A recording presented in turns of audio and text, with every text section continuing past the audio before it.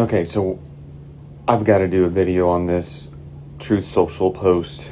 Truth Social, whoever doesn't understand or realize that Donald Trump owns Truth Social, and his intention spiritually is for you to go to Truth Social to get the truth from the liar, the deceiver in chief, Donald Trump, who is the Antichrist, the anti-truth, who is not the way, the truth, and the life. But here nor there, this is probably going to be a semi-long video because it is actually mind-blowing in regards to end-time prophecy. And this tweet here, it's a very long post, and so the first thing he's doing is just talking about this conflict in the Middle East, and he's naming off a whole bunch of people that he wants to name off. So we're going to look at the next part of the tweet here. So bear with me. I have highlighted the parts that I think are the most important. And so what he's saying here at the first highlight above my head is it should be mandatory that all of these countries at minimum simultaneously sign onto the Abraham Accords. So for those who have been watching and looking into Trump as the beast of Revelation, everyone is expecting the beast, the Antichrist, according to the book of Daniel, to create a covenant with many. And so it would be like an Antichrist version of the covenant that Yahuah made with his people, Israel, at Mount Sinai. Now this is huge because Pentecost, or Shavuot, was just this weekend. It was yesterday. And this is the anniversary of the covenant signing of the covenant that Israel essentially entered into with their creator on Mount Sinai. And it is also the day that the Holy Spirit came down. Okay? So this is not a coincidence that he would, he was talking about this yesterday too. So it's not like, oh, he posted it today, this on Monday. And so it doesn't really line up. No, he was also talking about this yesterday, but here nor there. So we're going to keep reading. It says, the Abraham Accords have been proven to be, for the countries involved, and he names off all the ones that are currently there, a financial, economic, and social boom, even during a time of conflict and war. And none of them have ever even suggested leaving them or even have a pause. So what he's saying here is that it's a blessing. And so if you read in Deuteronomy, it talks about how the Torah, the covenant, if you were to obey it and become a part of it, it is a blessing to you. So that's what he's trying to proclaim here. So on to the next part here. It's saying that it's been great for them and it will be even better for everybody and bring true power and strength and peace to the Middle East for the first time in 5,000 years. So he's basically, to me, this is him trying to boast about his Antichrist version of the covenant on Mount Sinai, and that there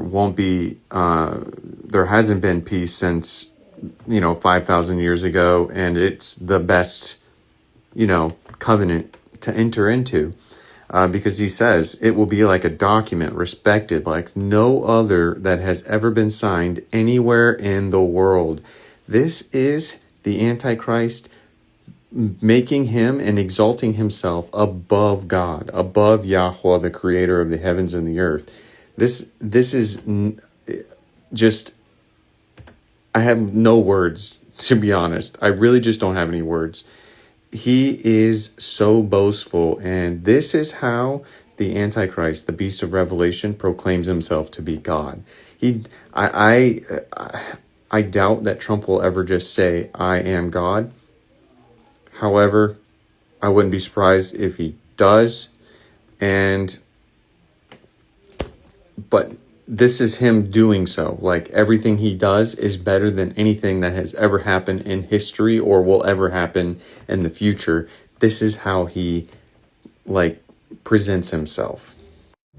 So continuing, its level of importance and prestige will be unparalleled. So nothing like the covenant God made with his people. Not like that one.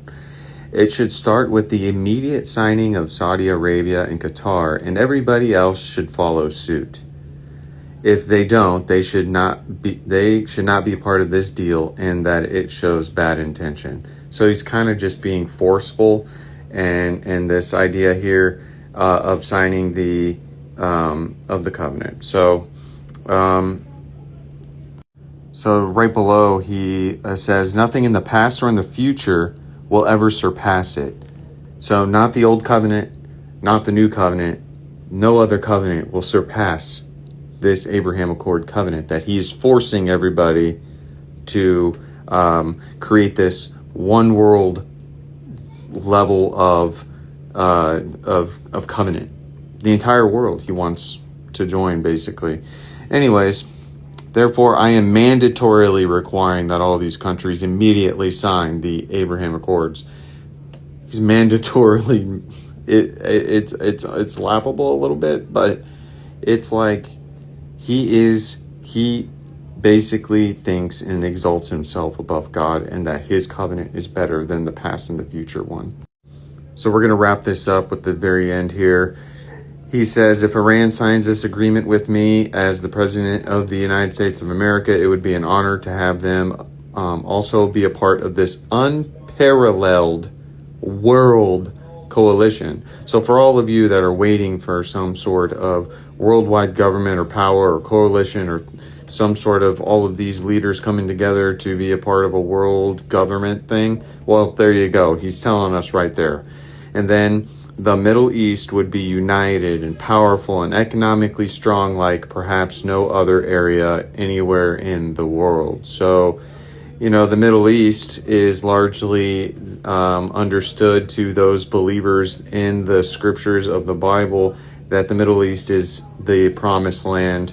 And, now we have Trump, who is trying to say that his covenant with these leaders in the Middle East, in the promised land, will be blessed and have a land flowing with milk and honey because he made it happen and he is exalted above God. That's the attitude that I see here.